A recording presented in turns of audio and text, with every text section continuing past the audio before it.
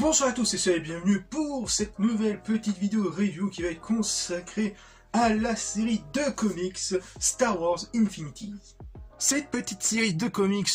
issue de l'univers légende de Star Wars, du moins une version légende alternative, se présente sous 3 tomes, qui représentent 3 histoires alternatives en mode ici, des films de la trilogie originale. Par exemple, le tome 1 va se concentrer sur la fin de l'épisode 4 et si Luke avait raté son tir lors de la bataille finale de Yavin. Ou encore dans le tome 2 qui va se concentrer sur l'épisode 5, l'Empire contre-attaque, et si Han Solo était arrivé trop tard pour sauver Luke. Ou encore le dernier tome, celui de l'épisode 6, le retour du Jedi, et si les négociations avec Jabba the Hutt avaient échoué. Avec tout de même quelques défauts, avec quelques ellipses scénaristiques, afin d'accélérer un peu la narration pour tous ceux qui ont vu les films, ou encore le choix et le destin de certains personnages qui risqueraient de vous surprendre. Toutefois, les 3 tomes nous offrent d'autres idées sur comment certains événements se seraient passés en faisant un effet miroir sur certaines scènes cultes des 3 films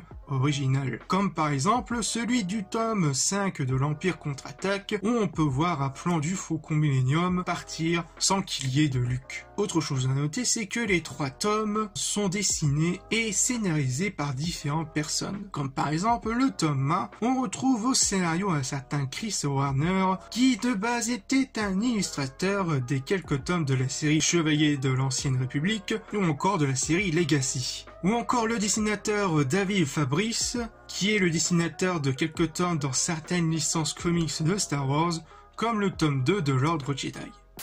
Personnellement, sous les 3 tomes, je préfère les 2 premiers tomes, à savoir celui-là de l'épisode 4 et celui-là de l'épisode 5, qui, que ce soit au niveau du dessin, mais aussi au niveau de sa narration, propose certes des choses un peu surprenantes, mais qui garde tout de même quelque chose d'originalité et une autre version de l'histoire. Cependant, pour le dernier tome, qui est celui de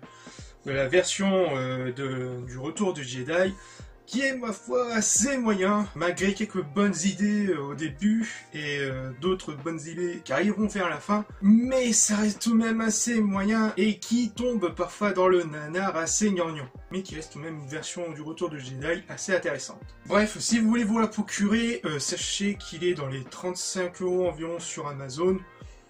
donc au moins vous aurez les 3 tranquilles de l'édition Delcourt. Voilà, j'espère que cette petite review vous aura plu, et on se retrouve pour de futures vidéos.